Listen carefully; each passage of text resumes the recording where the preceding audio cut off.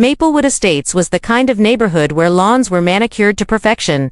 Mailboxes were freshly painted, and the hum of lawnmowers was the unofficial soundtrack of the weekend.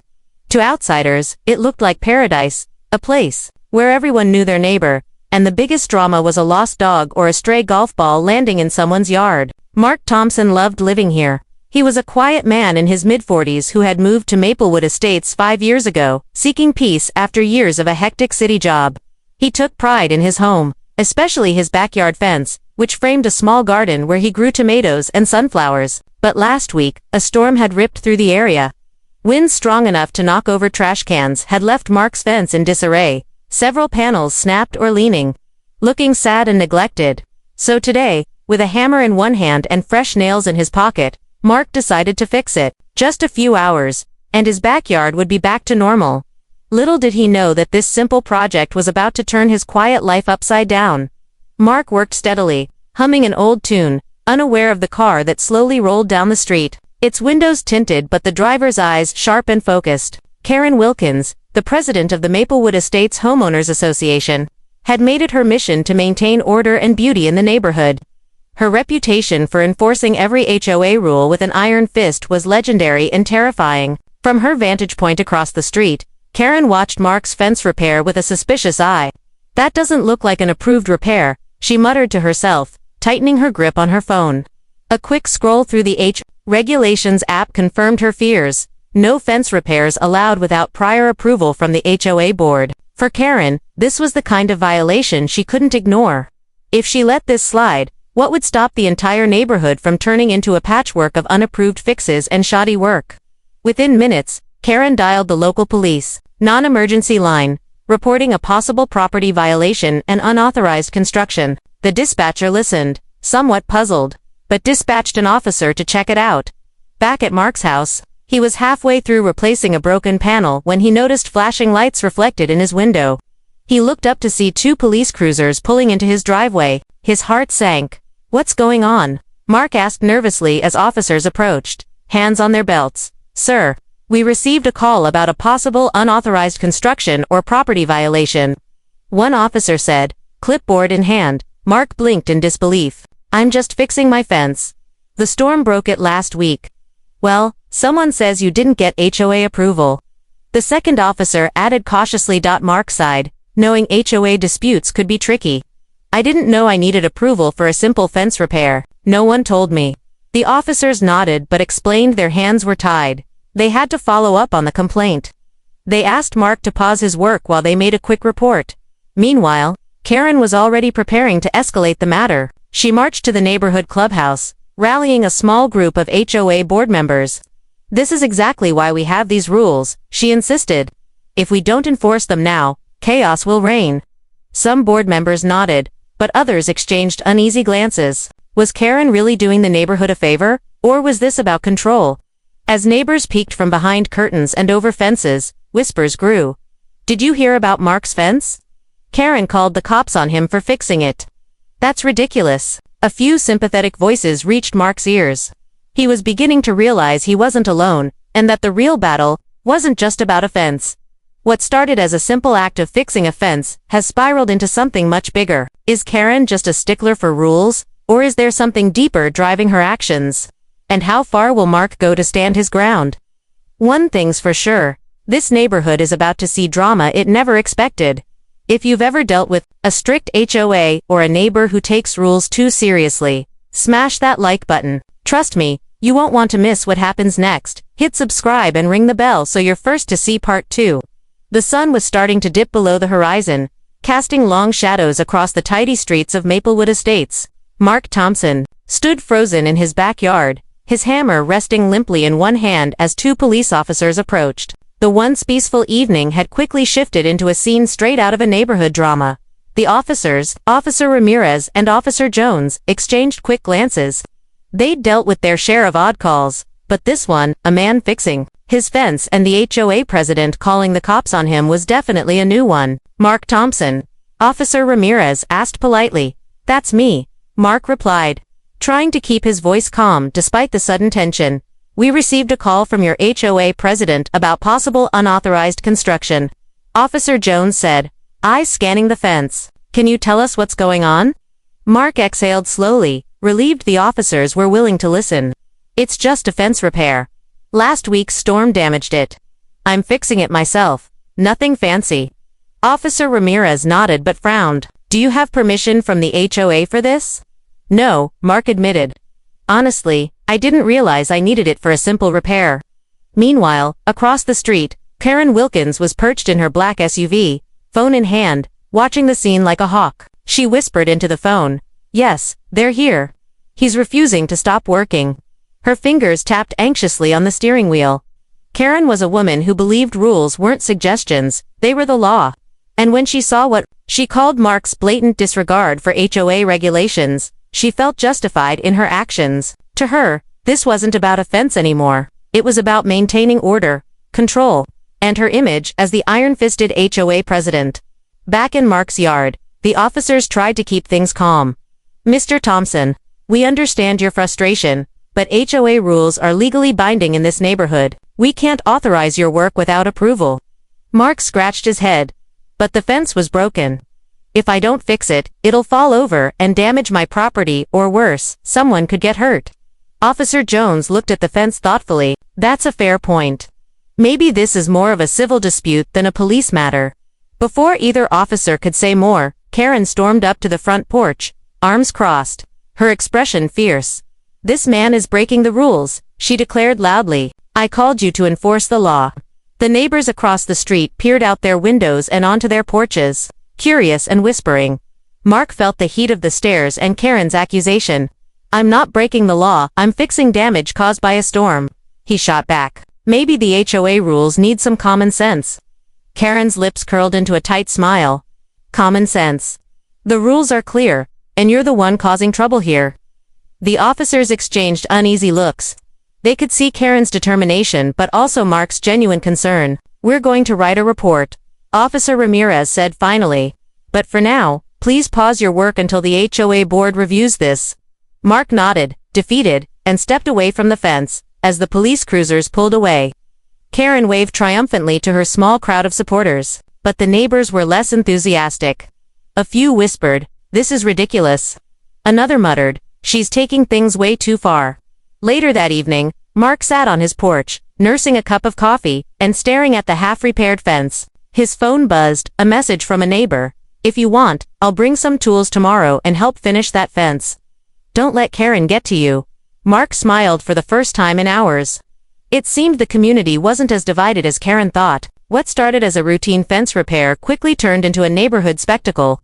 But this wasn't just about wood and nails anymore. It was about power, pride, and how far one woman would go to enforce her rules. Will Mark stand his ground, or will Karen's relentless pursuit wear him down? And what will the other neighbors do when the tension in Maplewood Estates boils over? If you're loving this neighborhood showdown so far, smash that like button. Don't forget to subscribe, and ring the bell so you don't miss part 3, where things get even more intense. Maplewood Estates, Community Clubhouse, usually a peaceful place for book clubs and potlucks, was transformed into a battleground. The emergency HOA meeting had been called to discuss what Karen Wilkins insisted was a serious violation, Mark Thompson's unauthorized fence repair. Inside the crowded room, tension was thick enough to cut with a knife. Chairs scraped loudly against the polished floor as neighbors shuffled anxiously. At the front, Karen stood tall, clipboard in hand, ready to deliver her case. Good evening, everyone, Karen began, her tone sharp and commanding. We are here because one of our residents has blatantly disregarded our community rules and the authority of this HOA. She gestured toward Mark, who sat quietly near the back, trying not to draw attention. I'm talking about Mark Thompson, she said. He repaired his fence without submitting an approval request, violating Section 4, Clause 12 of our HOA bylaws. This kind of disregard cannot be tolerated. A few murmurs of agreement came from some board members, but others looked uneasy. Mark finally stood, clearing his throat. I didn't mean to break any rules. The fence was damaged in a storm, and I thought fixing it quickly was better than letting it fall apart. Karen cut him off sharply. Rules are rules, Mark. We all agreed to abide by them when we bought our homes here. That's when things started to heat up. Mrs. Jensen, an elderly woman with a gentle voice but a fierce spirit, raised her hand. Karen, I understand rules are important, but this feels excessive. We're talking about a fence that fell in a storm, not a new construction. Karen frowned. If we let one violation slide, soon the whole neighborhood will be out of control. Tom Richards, a neighbor known for his laid-back attitude, leaned forward. Karen, maybe it's time to show some common sense. Mark isn't causing chaos, he's fixing damage. We don't want a neighborhood full of angry residents. Karen's eyes flashed. I'm here to enforce the rules, not make friends. The room erupted into whispers and side conversations. The usually quiet HOA meeting had turned into a full-blown drama. Just then, Lisa Carter, another board member, stood up. Karen, while we appreciate your dedication, some of us have noticed inconsistencies in your own property. There's that shed you built last year without approval, and the fence you put up 2 months ago that never got a vote. Gasps filled the room. Karen's expression tightened, but she held her ground. That shed was a necessary addition, Karen said stiffly, and the fence was within HOA guidelines. But the seed of doubt had been planted. Neighbors began to murmur among themselves. Karen's iron-fisted leadership, once admired by some, was now under scrutiny. Mark took a deep breath. Look, I'm not trying to make enemies here. I just want to fix my fence and live in peace. A few heads nodded in agreement. But Karen was not ready to back down. If this behavior isn't stopped, our property values will plummet. I'm proposing a fine for Mr. Thompson and a halt on any further work until the HOA approves. The vote was called. The room was split. Some sided with Karen's strict enforcement, others with Mark's reason and community spirit. In the end, the fine passed, but only by a narrow margin. Karen's grip on the HOA seemed secure. But the cracks were showing. The emergency meeting revealed more than just a fence dispute. It uncovered tensions, grudges, and secrets bubbling under Maplewood Estates' pristine surface. Will Karen's rule-by-the-book approach hold, or will the neighbors unite to challenge her authority? And what does this mean for Mark's fence and his future in the neighborhood? If you're hooked by this neighborhood drama, don't forget to like this video, subscribe and hit the bell so you don't miss part 4, where some surprising secrets come to light. The next morning, Maplewood Estates woke up to a neighborhood buzzing with whispers and side glances. The emergency HOA meeting had left everyone talking, and not just about Mark's fence. Karen Wilkins, the ever-powerful HOA president, had just seen cracks in her carefully built empire, cracks that some neighbors were eager to pry open. Among those neighbors was Sarah Mitchell, a longtime resident who had quietly watched Karen's rise to power with a mixture of admiration and suspicion. After the meeting, Sarah decided to do some digging of her own, and what she found was explosive. Sarah had always kept meticulous records of neighborhood approvals and permits. Flipping through the HOA's public files, she discovered something that made her eyebrows shoot up. Karen's own backyard fence, which towered several feet higher than HOA guidelines allowed, had never been approved. Worse, the garden shed Karen proudly boasted about at last year's summer barbecue was built without any permit or board approval. Sarah's phone buzzed. She called her friend Lisa Carter, the HOA board member who had questioned Karen during the meeting. Lisa, you won't believe this, Sarah whispered. Karen's been breaking the rules she's so eager to enforce on everyone else. Lisa's voice crackled with excitement. This could change everything. Meanwhile, Karen was oblivious to the brewing storm. She was busy drafting a letter to Mark, outlining the fine and demanding he cease all fence repairs immediately. To her, this was about maintaining order, and any sign of weakness would be exploited. But in Maplewood Estates, secrets rarely stayed buried for long.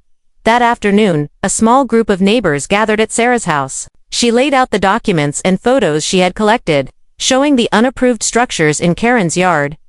Do you realize what this means? Sarah asked. If Karen's been breaking the rules, it undermines her entire authority. We can't have a president who doesn't follow her own regulations. Tom Richards scratched his chin thoughtfully. So the woman threatening to fine Mark is guilty of the same offenses. That's rich. Mrs. Jensen shook her head. It's not just about fences anymore. It's about fairness and trust. Word spread quickly. Karen's iron-fisted rule was suddenly under fire. Social media groups for the neighborhood exploded with posts about the hypocrisy. Some residents who had remained silent for years now found their voices. Mark received a flood of messages, support, encouragement, even offers to help finish his fence once the fine was resolved. Karen felt the walls closing in. One evening, she sat alone in her living room, scrolling through angry posts and messages. Her once unshakable confidence wavered, but she refused to back down. Instead, she sent a strongly worded email to the HOA board, accusing Sarah and Lisa of trying to undermine the community. What started as a fence repair has now exposed a tangled web of secrets and lies. Karen's strict enforcement isn't just about rules, it's about power. And it's about control. Will the neighbors rally together to demand accountability? Or will Karen find a way to silence her critics and tighten her grip? One thing is clear: Maplewood Estates will never be the same. If you love a good twist, smash that like button and share this video with your friends. Subscribe and ring the bell so you don't miss part 5, where the community fights back and tensions reach a boiling point. The atmosphere in Maplewood Estates had shifted from calm, suburban quiet to something electric, a buzz of whispered conversations, furtive glances, and unspoken alliances. Karen Wilkins, once the uncontested queen of the HOA, was now facing the consequences of her own harsh reign. Mark Thompson felt the change firsthand. What had begun as a personal battle over a fence had become a rallying point for the neighborhood. His phone was flooded with messages from residents tired of living in fear of arbitrary fines and strict enforcement. It started small. A few neighbors reached out to Mark, sharing their own stories of unfair treatment by Karen, the Smiths, who had been fined for hanging laundry outside their windows improperly, and the Johnsons, who had been threatened for planting flowers outside the designated flower bed. Then came a community meeting, called by Sarah Mitchell and Lisa Carter, outside the official HOA channels. At a local park, over 30 residents gathered to discuss what could be done. Tom Richards, with his trademark easy smile, took the lead. "We've been quiet for too long. It's time to stand up and demand change." Word of the meeting quickly spread, and more neighbors joined the cause. Flyers appeared on doorsteps. Social media groups grew by the day, and emails flooded the HOA board's inbox. The message was clear: Karen's reign of control was over. Karen, of course, wasn't going down without a fight. She called an emergency board meeting, determined to put out the fire before it spread any further. But this time, her usual allies looked uncertain. Some had started questioning her methods, afraid of being caught up in the growing backlash. The emergency meeting was a showdown. Karen tried to assert her authority, demanding compliance and obedience. But the room was no longer hers.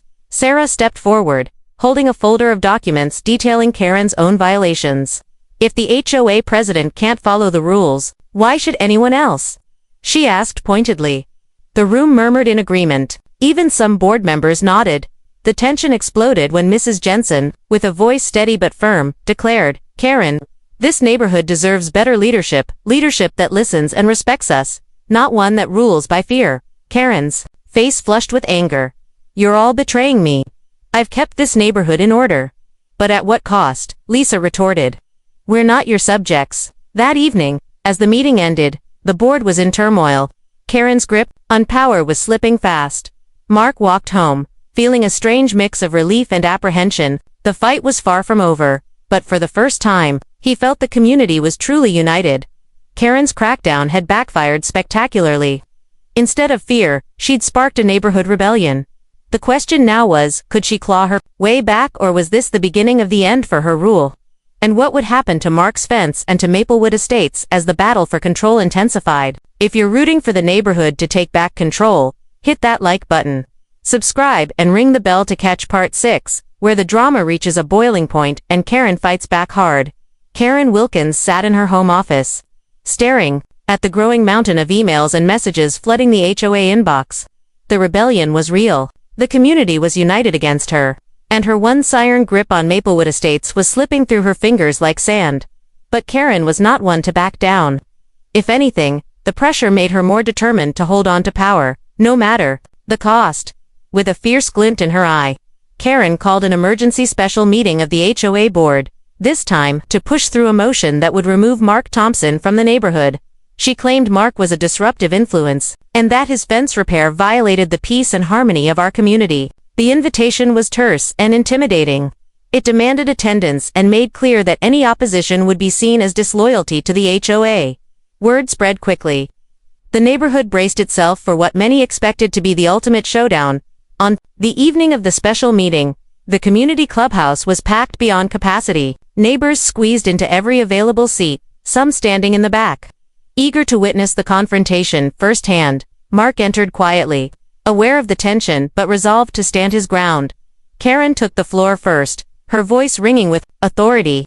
Mark Thompson has caused nothing but division and disrespect. I am calling for a vote to remove him from this neighborhood and fine him for his unauthorized fence repair. Murmurs rippled through the crowd. Some cheered, others shook their heads in disbelief.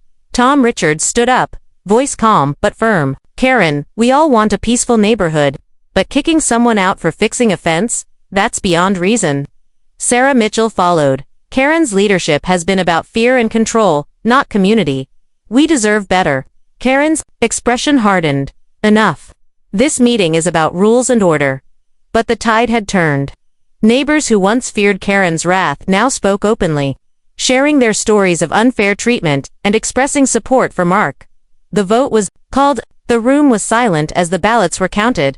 To Karen's shock, the motion to remove Mark was defeated by a wide margin.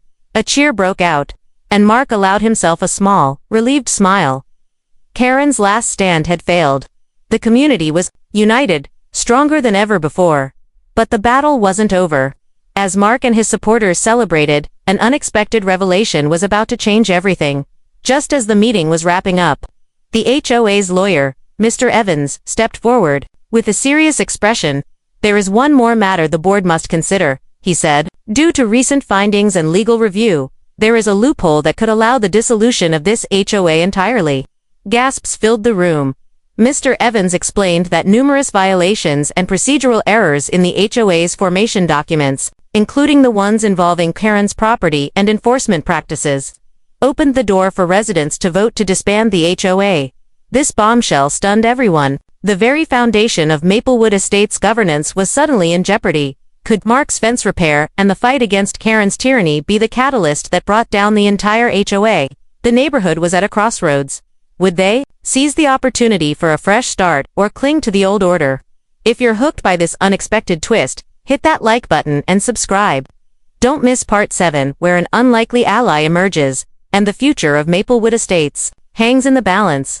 Just when it seemed the neighborhood had weathered the worst of its storm, an unexpected player stepped onto the stage. The HOA's lawyer, Mr. Evans.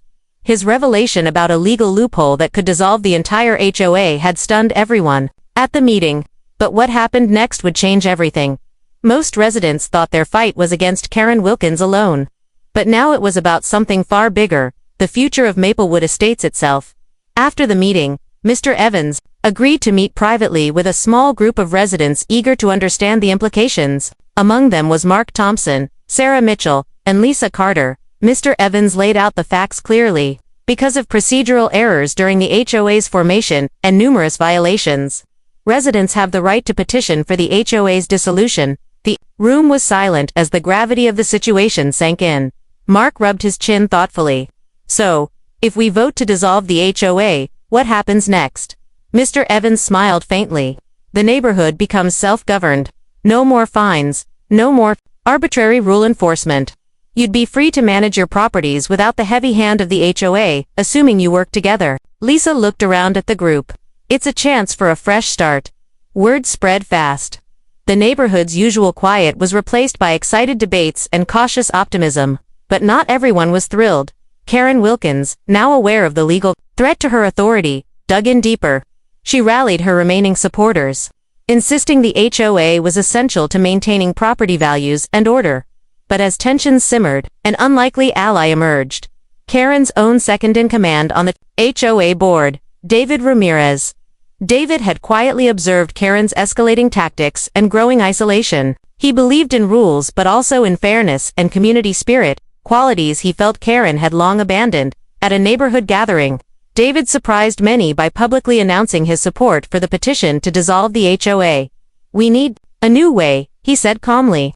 "One that respects everyone's rights and builds community, not fear." The crowd buzzed with whispers of disbelief and hope. Karen was livid.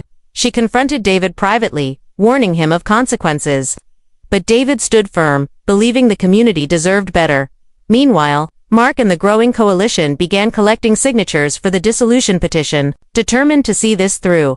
With the community rallying behind the idea of freedom from Karen's control and the unexpected support of a former insider, the tides were turning rapidly. But with Karen desperate and the HOA's fate hanging by a thread, the next few weeks would be critical for Maplewood Estates. Would the neighborhood finally break free, or would Karen's last efforts snatch victory from the jaws of defeat? If you're loving this twist-filled HOA saga, smash that like button. Subscribe and ring the bell so you don't miss the epic finale in Part 8, where everything changes, and the truth comes out. The tension in Maplewood Estates had reached a fever pitch. The petition to dissolve the HOA had gathered overwhelming support, and the community was poised to take back control of their neighborhood. But the story was far from over, because as the truth unraveled, it became clear that Karen Wilkins had one last secret up her sleeve. The day of the final HOA vote was electric. Neighbors gathered in the community clubhouse, their faces a mix of hope, anxiety, and determination. Mark Thompson stood with Sarah Mitchell, Lisa Carter, and David Ramirez, their coalition ready to present the case for dissolution. The room hummed with anticipation.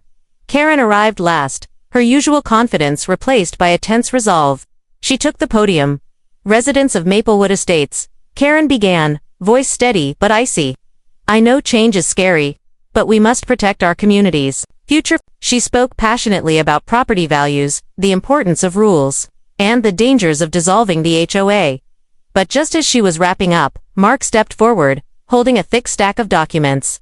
Before you decide, Mark said firmly, there's something everyone needs to know. He laid out the evidence, contracts, emails, and bank statements that revealed Karen's real plan all along.